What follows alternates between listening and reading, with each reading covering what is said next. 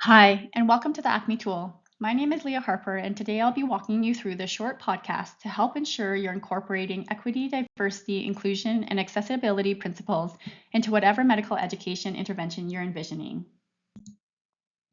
To begin, we'll explain EDIA concepts, which you're likely already familiar with.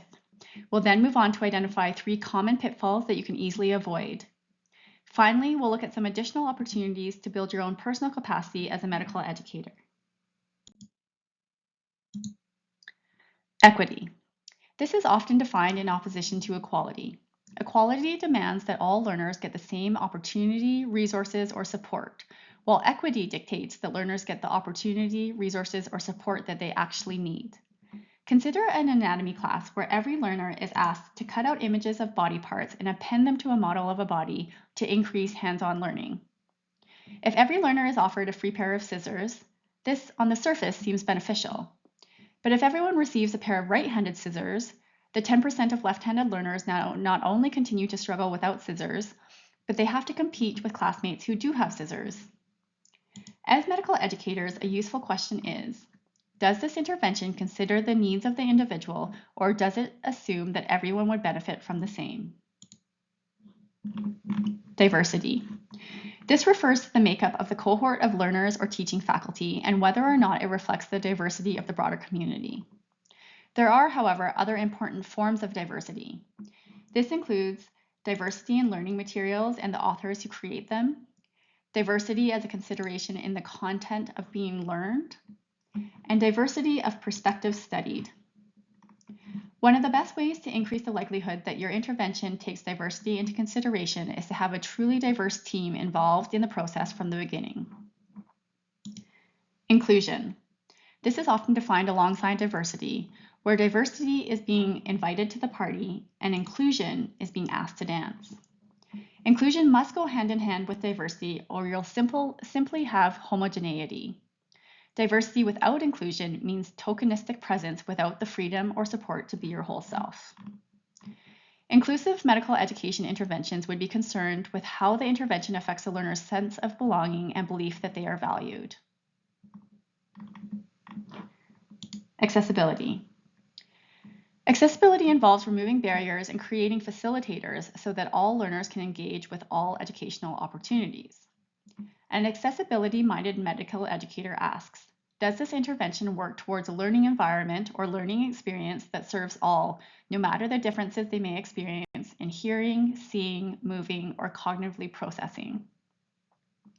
Imagine a program evaluation finds that learners could benefit from less text-heavy slides and more data concept visualization. A program then translates text into infographics and charts.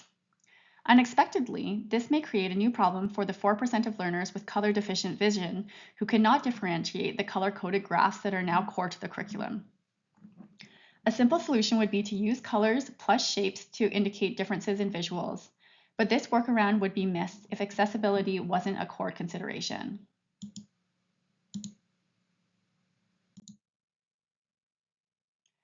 Avoiding potential pitfalls. It is highly likely that our implicit bias play a role in the medical education interventions we devise, even despite our best intentions. An example might be putting a great deal of effort into creating an early morning study series for students seeking additional review of curricular content. This is an excellent opportunity for students, but it might inadvertently create an additional achievement gap for learners who have morning caregiver obligations or who have to work before school. Another generally unintended risk with medical education interventions is that in their efforts to support specific learner populations, they may adopt a deficit lens. In simple terms, a deficit lens is an outlook that perceives learners who are members of marginalized communities as inherently lacking or in need of fixing. This perspective fails to see the strengths of such learners. A simple way to reverse this is to take a strengths-based approach in any planned intervention, looking at how differences and variety contribute positively to learning, and see where interventions can build on strengths instead of molding learners towards homogeneity.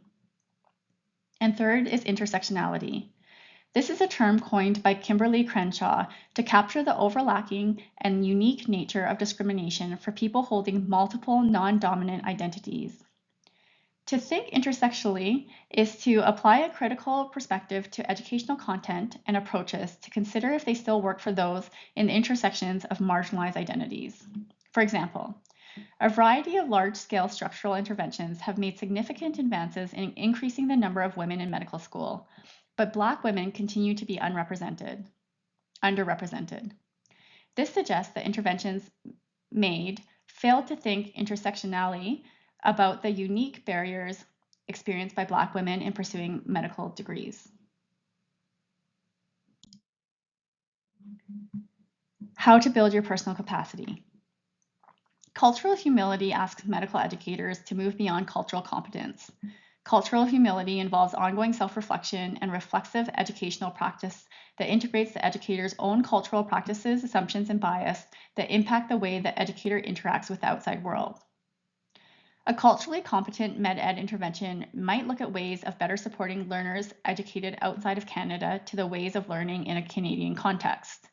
A culturally humble intervention might ask what practices learners educated outside of Canada could share with their educators and classmates to improve the Canadian context for learning. Be trauma-informed. Because trauma is ubiquitous, trauma-informed education approaches ask educators to operate under the assumption that any learner may have a history of trauma. Consider this example: the overly confident medical learner who cannot take feedback. At face value, this is a major problem, ripe for a thoughtful educational intervention that focuses on teaching learners more humility and how to better receive feedback. A trauma-informed lens would consider the harmful learning experiences such as public humiliation, verbal abuse, or the overly competitive learning environments that may have led learners to present as overly confident or to disengage when receiving feedback. This may open pathways to entirely different educational interventions targeted at the issues creating trauma for medical learners, rather than viewing the learners as the problem themselves. Structural inequity. A structural inequity involves the institution and its processes and practices that function together to create and uphold inequities in experiences and opportunities for learners.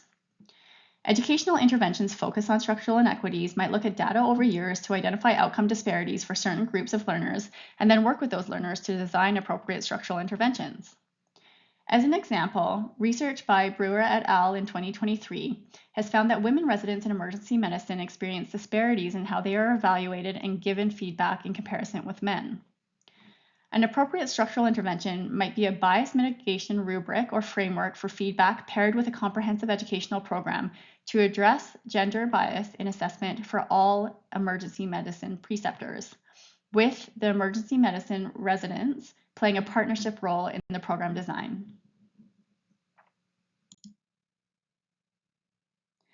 Thank you so much for taking the time to learn about EDIA and how it can make your medical programs better.